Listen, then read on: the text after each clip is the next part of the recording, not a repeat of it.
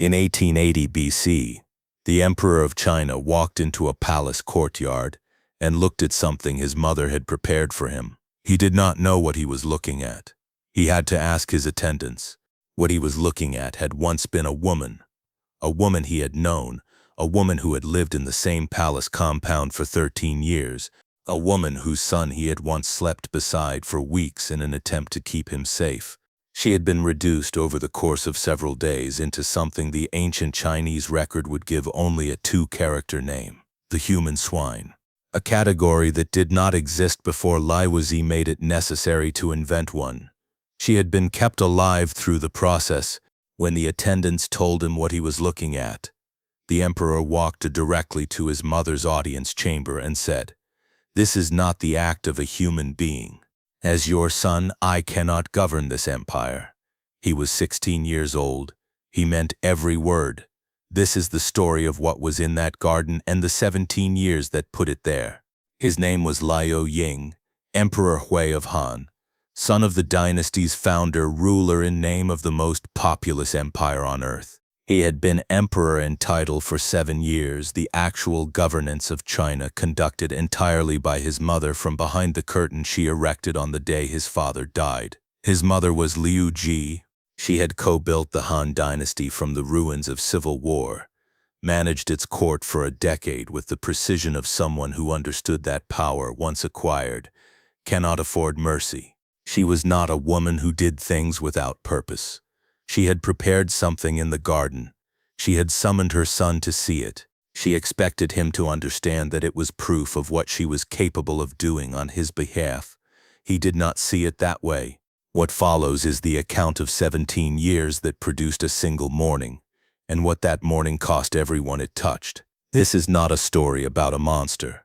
History has recorded Lü Zhi as the architect of the Han Dynasty's first political terror, a woman whose name appears in the Shiji, the Grand Record of China, alongside acts that even its author wrote with evident reluctance.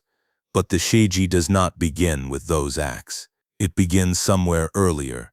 A woman of 24, held in a Qin prison for 3 years, subjected to questioning she refused to answer, protecting a husband whose rebellion she had not chosen, and whose survival she chose anyway.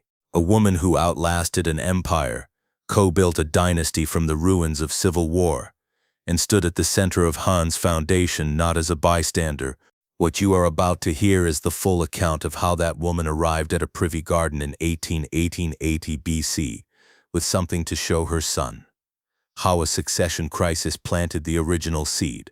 How one emperor's public weakness became a dynasty's open wound. How a 12-year-old prince was removed from the board in a single winter. And how in the end the most powerful woman in China's history produced the one consequence she had not calculated, because her son looked, and he never recovered. Before we step inside Changal Palace and follow that corridor all the way to its end, drop a comment below with your city and country. I want to know where in the world Velours Spectre is reaching. Hit subscribe and join the channel. We document the stories that the official record left incomplete. You are watching Velours Spectre, the best dark history channel on the planet. Liu Ying was born into an empire still being assembled around him. 2020 BC. Liu Bang Gaoduzu, the founding Gaozu emperor, declared the Han Dynasty from the ruins of the Qin collapse, established his capital at Chang'an, and immediately confronted the problem that every new dynasty confronts. There is no manual for what comes next. He had fought civil war for 4 years, absorbed the institutions of a collapsed regime, and now held authority over a territory stretching more than 1,200 miles from east to west.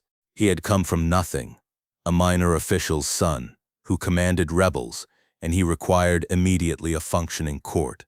The court was built, not principally by Gaoduzu, by his wife. Lü Zhi had been at Liu Bang's side since 29 BC, before his military campaigns, before the dynasty, before the empire was anything more than a theoretical ambition. She had survived Qin imprisonment. She had managed the family's survival through years of war, in which she was left behind, exposed, without protection. and she had arrived at the Han court's founding with a clarity about its internal mechanics that no appointed minister could match. In that system, the harem was not a household. It was a registry, a formal administrative ledger that listed concubines by rank, tracked their sons as succession candidates, and managed the perpetual competition between a legitimate heir and the children of favored women. Every male child born within the inner quarters was an entry in the empire's succession account. Every entry was a potential challenge to the throne that Liu Ying would inherit. In her study of women in early imperial China, Brett Hinch documents how the concubinage system was designed simultaneously to ensure dynastic continuity and to generate the rivalries that threatened it, a structural feature of Han governance that would produce succession crises across generations. Lü Zhi understood this from the inside. She had spent 12 years building the apparatus that protected her son. She had not yet discovered its limits. Liu Ying was born into a court already divided. Lady Qi had come to Liu Bang not through the formal concubinage registry but through the disorder of war.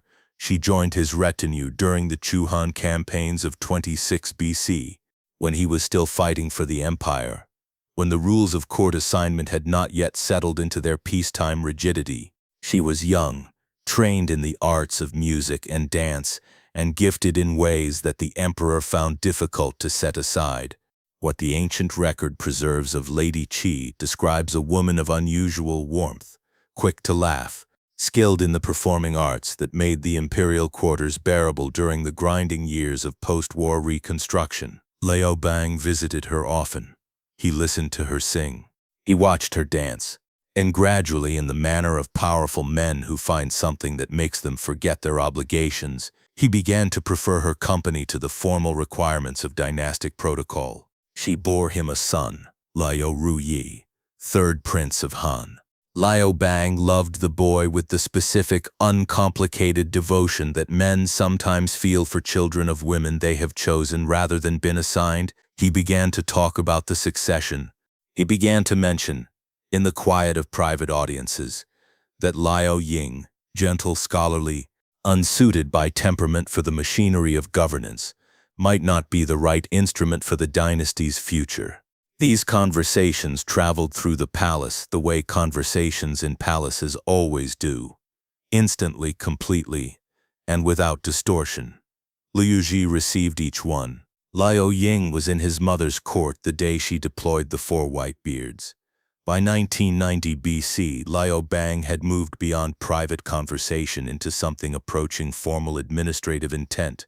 He was 62 years old, his health declining from a crossbow wound sustained at the Battle of Gaixia 3 years earlier.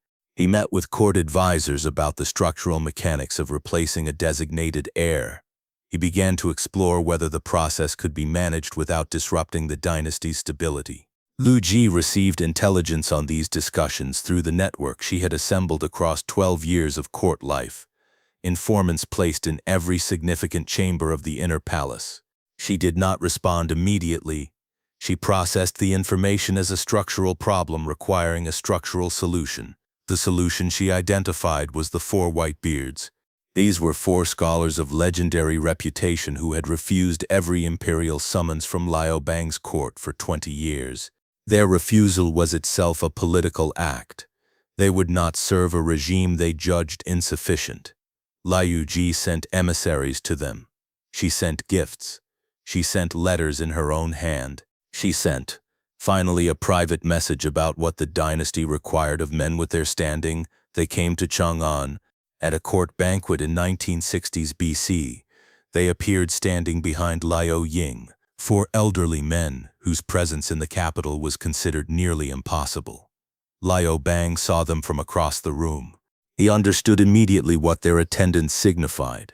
The succession question, which he had considered a personal matter, had become an institutional one. The court had taken a formal position. That evening he summoned Lady Qi to his private quarters. He wept. He told her, "The 4 men have come. I cannot change the heir. Your son will not be safe after I am gone." Lady Qi understood. She had no mechanism to change what was approaching. She had only the distance of remaining time. Liu Ying became Emperor Huai of Han in the spring of 1950 BC. He was 15 years old. His father had died at 62, 12 years into a reign that had been in its bones, more reconstruction than governance. Liu Bang left behind an empire with functioning borders and no reliable internal method for transferring power without violence. He left behind a legitimate heir, who was gentle and unsuited for the court's appetite for ruthlessness. And he left behind a concubine who had been warned, in private, that she had no future once he was gone. Lü Zhi was named Empress Dowager. In formal terms, this meant she held the highest title available to a woman in the Han imperial hierarchy. In practical terms, it meant something simpler and more absolute. She ran China. She directed the appointment of ministers, managed border campaigns against the Xiongnu in the north, oversaw grain systems and tax collection, and controlled access to the imperial audience. She made every significant decision the Han court produced, and she allowed Liu Ying the ceremonies that made him visible, the processionals, the ritual audiences, the formal consultations that gave the appearance of governance. The machinery ran through her. Lady Qi ran out of protectors. Picture this moment clearly. A palace of 12,000 rooms, and within it, one woman stripped of rank, stripped of the only patron she had ever possessed, with a son whose value to the court had just become a liability. Liu Bang was gone. The apparatus of empire was now operated by the woman who had tracked Lady Qi's movements for 7 years, who had received every intelligence report about the succession discussions. In 14 years of court politics, never once allowed a political threat to pass unaddressed, Lady Qi knew the timeline was no longer hers to control. She had perhaps 18 months. Liu Ying watched his mother move through the court, the way a man watches a river in flood, understanding the direction. He had inherited the throne at 15, and he had spent the years since learning that emperor was a title, not a function. Lü Zhi issued edicts in his name. She received foreign delegations in his name. She made every decision of consequence, and she allowed Liu Ying the appearances that made the arrangement invisible to the court record. He was not naive. He understood the structure. What he had not yet learned was where his mother intended to stop. In 1940 BC, Lü Zhi summoned Liu Ruye to the capital. The boy was 12 years old, third prince of Han, son of Lady Qi, the child Liu Bang had once considered his natural successor. He had been stationed in the kingdom of Zhao, 300 miles from Chang'an, with his own court and administrators. The distance was not ceremonial. It was protection. As long as the boy remained outside the capital's administrative reach, he was harder to touch. That distance was now being closed. Liu Ying intervened. According to the account preserved in the Shiji, this was the only occasion on which the young emperor exercised his formal authority in direct opposition to his mother's will. He brought Liu Ruyi into his own personal quarters. He slept in the same room. He ate from each dish before the boy ate, the standard counterpoison protocol of a court where food had long been the most reliable instrument of removal. He assigned his own guards. He maintained this arrangement for weeks, operating on the single premise that his mother would not move against a prince who was physically inseparable from the emperor's person. He was right. For a time, in the winter of 1940 BC, Liu Ying rose before dawn to attend a ritual hunting ceremony, the kind of obligation the Han court had institutionalized as a mechanism of imperial visibility. It could not be declined without creating a formal incident. He calculated the risk as manageable. Liu Ruyi was asleep. The guards were stationed. He would return by midday. He returned by midday. The boy did not survive the season. The Shiji records the cause as illness, the standard administrative language the Han court applied to events that everyone understood and no one could formally document. He was 12 years old. Liu Ying stood in the doorway of the room for a long time. The court register for that day shows no edicts issued, no councils attended, a blank space in the official record that lasted until the following morning. He had done everything that was available to him to do. It had made no difference. Liu Ying continued to govern. He did not stop. He attended the morning councils. He received delegations from the western border kingdoms. He signed what was placed before him and said what was required in the formal registers of the Han court. He was 17 years old, and by every observable measure of his position he was functioning. The private household accounts tell a different story. After the winter of 1940 BC, the young emperor began drinking in quantities that concerned his attendants. He withdrew from governance incrementally, first the smaller policy councils, then the afternoon audiences, then the sustained administrative sessions that required his sustained presence. He pursued pleasure in a manner that the court read as youthful excess, but that those closest to him understood as something else entirely.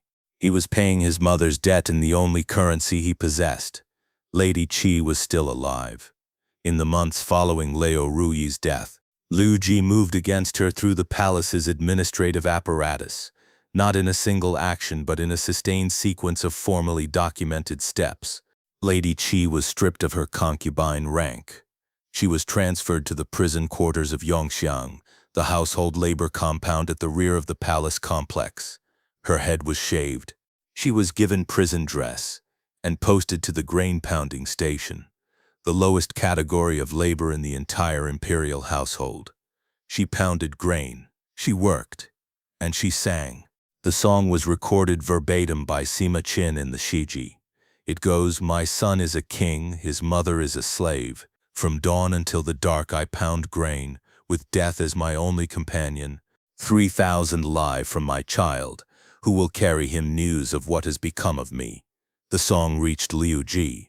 What Lü Zhi ordered in response has no equivalent in the recorded history of the Han courts. Sima Qin, writing 85 years after these events, with access to sources that have long since ceased to exist, documented what followed with evident reluctance. He preserved it in 2 characters that this documentary has already named. He did not describe it fully. What he did record was that the process unfolded over several days, and that Lady Qi was kept alive through each of them. Try to inhabit what that means, not the act itself, which the chroniclers refuse to narrate in full, but the architecture of the decision, the choice of duration, the operational precision behind it. Rage moves quickly and without planning. What Liu Zhi ordered was not rage. It was a production, sustained, deliberate, engineered for a specific outcome. Lady Qi had once been the thing the Emperor of China could not set aside. Liu Zhi intended her to become something that had no prior category. Days passed. 1808 BC. Liu Ying was summoned to Chang'an Palace. He walked 400 feet from the inner gate to the privy garden. The same cold corridor, the same incense smoke at shoulder height, the same stone that had never been touched by sun. His mother was waiting for him in the courtyard. She was smiling. She gestured toward the garden's central structure. She wanted him to understand. She wanted him to see what had been accomplished.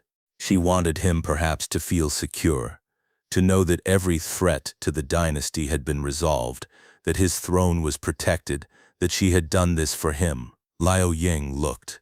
He stood without speaking. His attendants later recorded that he did not initially comprehend what he was seeing, that he had to ask what the object before him was. When they told him, he returned to his chambers and remained there for days. When he finally emerged, he walked directly to his mother's formal audience room and told her, in the measured language of the Han court, "This is not the act of a human being. As your son, I am not capable of governing this empire." He meant every word of it. Liu Ying did not abdicate. He ruled for 4 more years, but he had been correct about himself. From 1880 BC forward, the edicts of the Han court were issued in his name and composed by his mother's advisors. He attended the ceremonies he was required to attend. He signed the documents placed before him. He administered nothing. He governed nothing. He became, in the machinery of Han governance, a procedural stamp applied to decisions made elsewhere. He was 22 years old when he died. The official cause was illness. What the private record preserves is more specific, that the emperor had consumed alcohol in quantities that accelerated his physical decline, and that his household understood, in the private way that households understand things they cannot write down, that his spirit had departed some time before his body followed. He was buried with the full honors of Han. His mother continued to rule. She would rule alone for 8 more years. Hannah Arendt spent decades trying to explain how ordinary political systems produce extraordinary cruelty. Not monsters, systems. In her work on the mechanics of political power, she traced how the administrative apparatus, the ledgers, the quotas, the formally documented orders, normalizes acts that would be unthinkable outside the system's internal logic.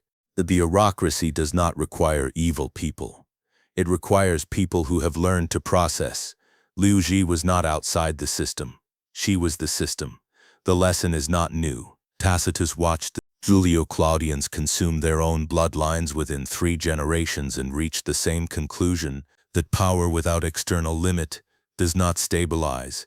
It accelerates toward the point where the thing it was designed to protect becomes the first casualty. The Ottoman solution to this problem was to order all competing brothers executed at the moment of succession. Efficient, documented, administrative. Lü Zhi outlived everyone she destroyed.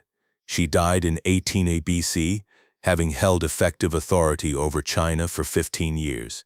Within months of her death, the Liu clan, brothers, nephews, every extension of the family she had elevated, was hunted down and exterminated by the Liu generals she had spent those 15 years controlling. Today, archaeologists work the site of Weiyang Palace in Xi'an, the great palace complex of Hanchang-an. They uncover bronze fittings and tile fragments from corridors that once carried the weight of all of this. Tourists photograph the foundations in the afternoon light. None of the stones remember. Thank you for watching all the way to the end. If this story shifted something in the way you think about power, about what it demands from the people who hold it without limit, and what it takes from the people who love them, subscribe, hit the like button, and share it with someone who has never heard the name Lü Zhi. They should. You have just watched another premium documentary from Velours Spectre. Click the video appearing on your screen right now. The descent into the past continues.